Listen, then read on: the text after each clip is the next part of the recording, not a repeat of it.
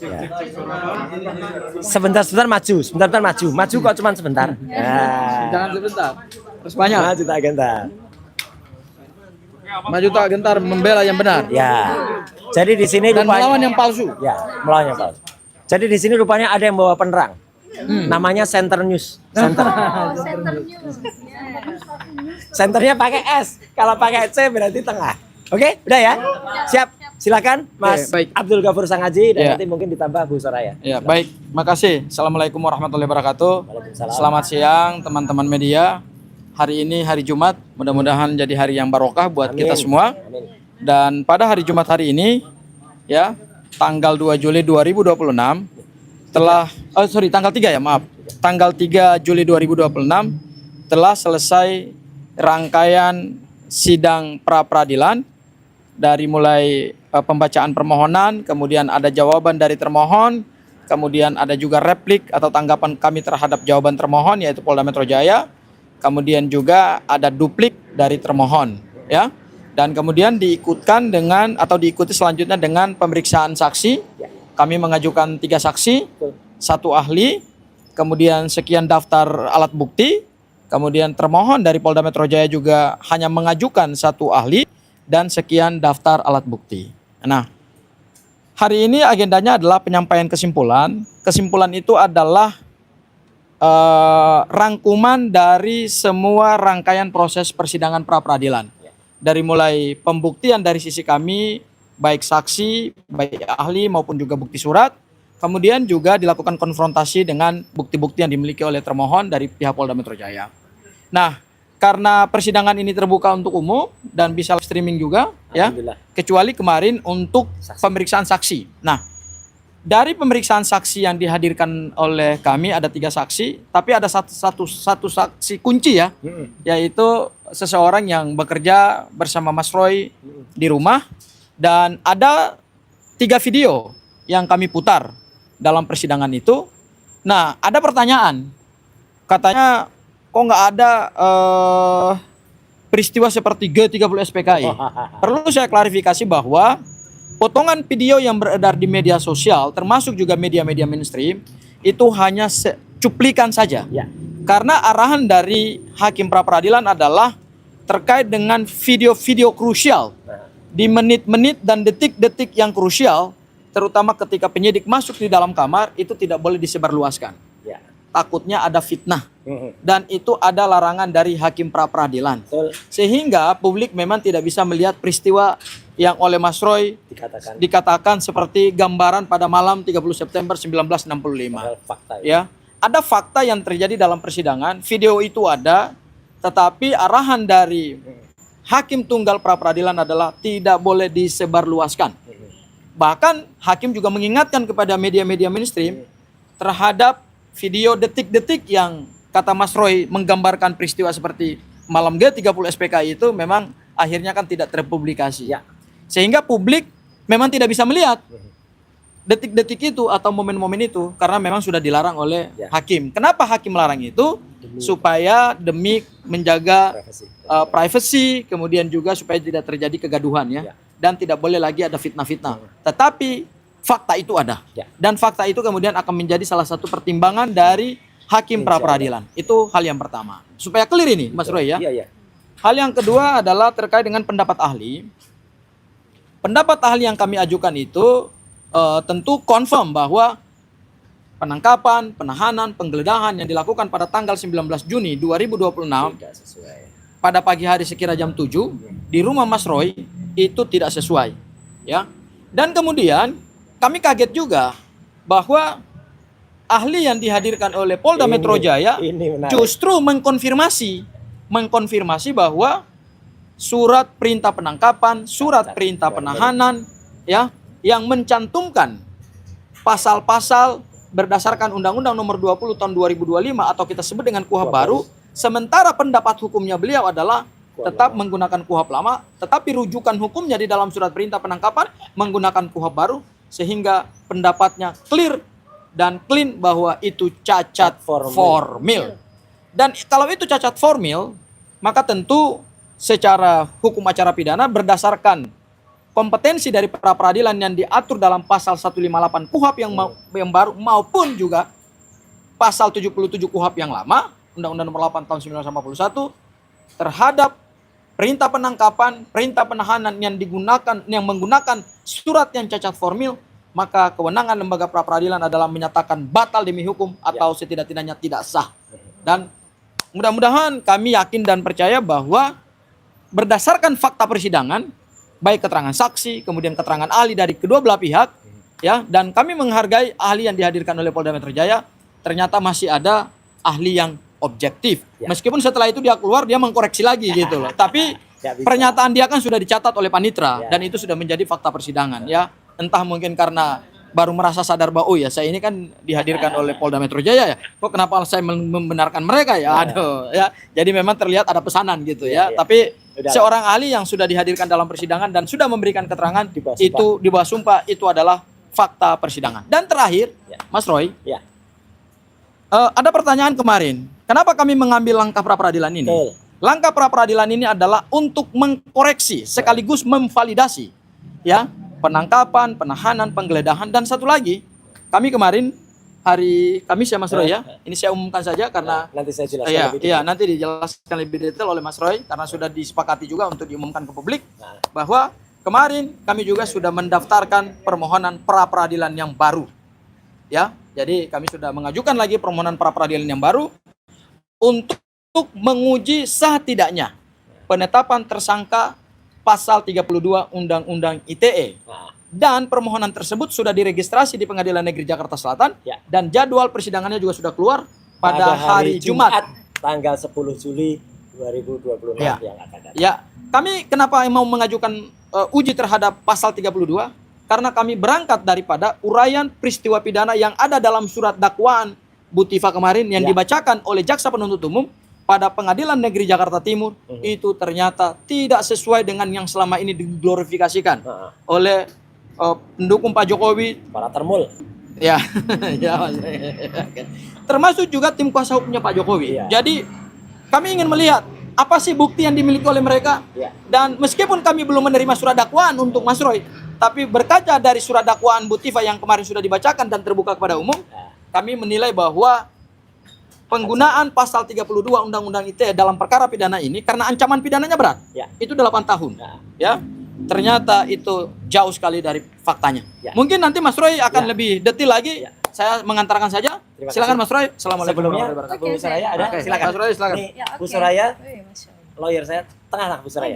Assalamualaikum warahmatullahi wabarakatuh. Waalaikumsalam warahmatullahi wabarakatuh. Alhamdulillah kita panjatkan kehadirat Allah Subhanahu wa taala pada Jumat yang berbahagia ini, semoga permohonan kita diterima dan dikabulkan oleh majelis hakim. Dengan catatan saya melihat bahwa majelis hakimnya begitu bijaksana dalam proses persidangan. Jadi saya mengapresiasi beliau bahwa mudah-mudahan next ke depan yang mau kita ajukan kembali ini juga akan menemui hakim yang sangat bijaksananya begitu Pak ya. Dan untuk selanjutnya, mari kita tegakkan kebenaran, keadilan di bumi Indonesia ini. Sehingga tidak akan lagi terjadi tuh ya kerugian-kerugian atau hak-hak asasi dari warga negara yang dilanggar. Cukup sekian Pak Roy. Baik, terima kasih. Baik. Jadi ya terakhir ya dari saya. Assalamualaikum warahmatullahi wabarakatuh. Waalaikumsalam warahmatullahi wabarakatuh. Pertama-tama terima kasih sekali lagi atas kebersamaan yang sudah ada dan sampai dengan hari terakhir ya persidangan pra peradilan yang pertama. Saya berani katakan dengan tegas sekarang pra peradilan yang pertama pada hari Jumat tanggal 3 Juli 2026 ini sebelum nanti putusan pada tanggal 7 hari Selasa yang akan datang. Nah, saya ingin menyampaikan juga ada beberapa pertanyaan. Mas itu tadi ngapain kok sebelum selesai kok beberapa kuasa hukum maju ke depan bisik-bisik dan hakim mengatakan oh ini kan sudah selesai. Jangan dianggap apa, itu adalah permohonan dari tim kuasa hukum kami untuk melihat kembali ya berkas-berkas yang mungkin kemarin agak sempat belum dicantumkan, makanya hakim tunggal tadi mengatakan jangan difoto ya gitu karena itu hanya boleh. Iya, karena itu akan berguna bagi kita semuanya. Ya, kalau ada berkas yang diajukan supaya tidak ada lagi nanti misalnya ada pengajuan berkas lagi tapi ternyata berkasnya beda. Atau timbul misalnya nanti surat penangkapan, surat penahanan dan termasuk surat termasuk barang bukti itu berubah. Siapa tahu berubah, yang kemarin pakai kuhab baru ternyata diubah menjadi kuhab lama supaya dicocok-cocokkan. Nah ini kan nggak terjadi, meskipun kita nggak boleh suudzon begitu ya. Tapi yang jelas adalah hari ini kita sudah sampai di ujung, dan ini hari Jumat yang berkah, dan tadi sudah dikatakan oleh Pak Abdul Ghafur Sangaji ya, kita sudah mendaftarkan kembali pra peradilan yang kedua. Pra peradilan yang kedua yang nanti akan mempertanyakan ya tentang bagaimana penetapan tersangka yang menggunakan Undang-Undang ITE. Karena kita tahu semua, Undang-Undang Informasi dan Transaksi Elektronik itu dibuat atas kebutuhan mendesak negara Republik Indonesia untuk persoalan ekonomi e-commerce waktu itu. Jadi singkatnya waktu itu kita tuh hampir di-ban oleh semua negara ya. Karena apa? Karena kita belum punya undang-undang tentang transaksi elektronik. Maka undang-undang itu dibuat, digagas oleh dua kampus, yaitu kampus UI di Jakarta dan kampus ITB, kampus Unpad di Bandung ya. Jadi ada Cyber Law dan juga ada IETE, Informasi Elektronik dan Transaksi Elektronik. Kebetulan saya ada di dalam tim gabungan itu bersama Prof Henry Subianto ya, Prof Henry selaku staf ahli dari Menteri Kominfo waktu itu. Kominfonya masih bernama Komunikasi dan Informasi, masih zaman Pak Samsul Mar. Itu tahun 2003. Jadi kita tahu persis ternyata undang-undang ini salah gunakan. Bahkan pasal 32 dan 35 itu cacat betul kalau itu digunakan untuk mentersangkakan saya dan juga Dr. Tifa. Karena tidak ada rekayasa elektronik yang kita lakukan, rekayasa dokumen nggak ada. Bahkan saya pun tidak ada yang mengunggah atau mengupload. Maka kemarin saya juga mengerti kalau teman-teman dari Ikatan Jurnalis Televisi Indonesia sangat mempertanyakan dan bukan menggugah ya, tapi mungkin akan mempersoalkan tayangan-tayangan TV yang dijadikan bukti. Tayangan TV itulah hak demokrasi. Itulah hak media untuk kemudian menyampaikan. Kalau semua media tiba-tiba bisa digugat tayangannya kan parah. Nanti Pemret atau host yang ada dipanggil selaku saksi, kan rusak negeri kita. Kalau itu, karena semua itu juga kalau media itu sudah ada undang-undang pokok pers. Ya, itu ada undang-undangnya sendiri tahun 99. Tidak bisa kemudian langsung ditarik kepada undang-undang ITE. Jadi terima kasih juga untuk media yang sudah kita bersama menegakkan itu. Artinya apa? Artinya penggunaan undang-undang ITE itu sangat tidak tepat. Satu lagi, undang-undang ITE itu terpaksa dibuat waktu itu karena ketika pemilu tahun 2004 waktu itu ada hacking terhadap situs-situs KPU. Ada situs itu dari Partai Jambu, Partai Nangka. Itu digunakan undang-undang ITE karena ada data elektronik diretas oleh seseorang, diubah lagi, digunakan lagi. Nah yang sekarang terjadi siapa? Pengupload data elektroniknya saja tidak disentuh sama sekali, namanya Dian Sandi Utama. Itu harus kena dulu karena dia jelas betul melanggar pasal 32. Melakukan transformasi, ya, mentransmisikan, ya. Kemudian siapa yang mengubah? Nggak ada yang mengubah. Seorang peneliti itu tidak mengubah data di sini. Kita hanya membaca data, ya, menyajikannya. Jadi tidak ada 0,0001% pun yang kita ubah dari data. Nggak ada. Kalau tampilannya beda, lah itu namanya adalah tampilan. Sama seperti Bapak dan Ibu sekalian. Misalnya mohon maaf nih, saya pakai contoh Bu Soraya. Bu Soraya periksa, maaf nih ya Bu, periksa kandungan. Kemudian di situ diperiksa pakai USG. Kemudian di USG tampak, oh ini Bu, maaf Ibu, positif. Ini bayinya, bagus banget. Terus kemudian bayinya ini gerak-gerak. Apa bayi dalam kandungan Ibu ini berubah? Tidak, ini hanya dibaca. Pembacaannya kalau misalnya bayinya itu dulu hitam putih, sekarang berwarna. Ya itu adalah teknologi ELA yang saya pakai. Ya, kemudian itu adalah error level assistance yang kemarin dibacakan di sidangnya Dr. Tifa. Itu adalah hasil uji dari alat yang membaca sesuatu, dan ini tidak mengubah sama sekali objek pokoknya. Ijazahnya Jokowi apa berubah? Tetap palsu. Ya, nggak ada yang berubah. Ya, jadi meskipun kita baca apapun, tetap. Nah, jadi itulah alasan kami untuk kemudian kami mengajukan pra peradilan yang kedua. Ya, pada hari Jumat tanggal 10 Juli yang akan datang. Saya langsung jawab saja pertanyaannya. Apakah ini berarti ada penundaan lagi terhadap perkara utamanya saya di Pengadilan Jakarta Timur? Itu konsekuensi dari kitab hukum acara pidana yang baru. Jangan salahkan saya, jangan salahkan tim hukum saya. Kalau kemudian ya terpaksa harus menunggu. Ya menunggu putusan dari pra peradilan yang kedua juga nanti. Itu ya, clear ya. Jadi artinya sekaligus kita umumkan, kita bocorkan langkah-langkah kita, dan itu tidak ada yang namanya buying time. Gak ada. Ini bukan buying time.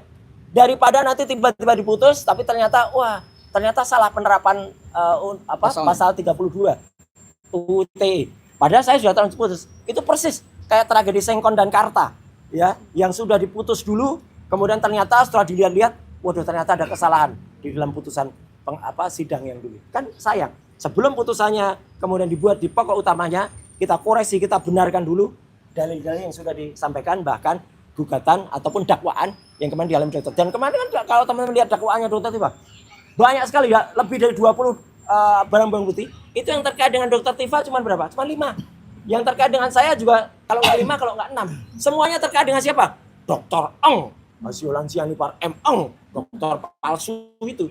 Nah, kalau dokter palsunya itu udah di RJ, sudah di SP3, harusnya itu juga gugur semuanya, gitu loh. Dan tidak ada yang terkait dengan kami secara langsung, apalagi itu yang banyak kan S, terus balik. Nah itu kan nggak masuk kita semuanya. Kenapa itu masih dibacakan di Dr. Tifa? Makanya nanti ketika itu sudah kita lakukan praper semuanya, yang insya Allah itu aja menjadi bahan praper juga bagi kami, karena itu sudah diumumkan publik, ya kan, gitu. Jadi itulah strategi cerdas, strategi tepat, strategi cadas yang kita gunakan ya. Memanfaatkan kuhab baru. Memanfaatkan atau membaca kuhab baru. Melaksanakan kebaikan kuhab baru. Melaksanakan kebaikan kuhab baru. Oh, itu pemanfaatan enggak ya? Melaksanakan kebaikan dari kitab undang-undang hukum acara pidana yang baru. Itu ya teman-teman. Sekali lagi terima kasih. Wassalamualaikum warahmatullahi wabarakatuh. Terima kasih. Ya. Termohonnya, nah ini sama. Termohonnya tetap sama.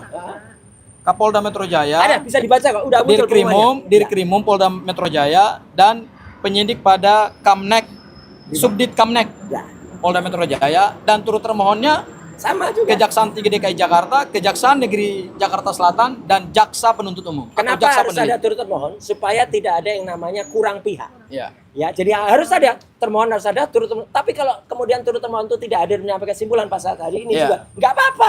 Jadi memang sah saja mereka hanya turut kok, tidak. Tapi tidak perlu aja ya, tidak perlu ada kedunguan. Nanti ada juga maju. Saya menjadi termohon intervensi. Wah, kata Christophorus Suhadi waktu itu. Ya, itu konyol. Nggak ada yang namanya tergugat intervensi pada perkara perdata. Itu adanya di pada perkara pidana. Maaf, saya bilang itu ada perkara pidana atau prapit. Adanya ada di perdata. Oke, itu ya. Terima kasih.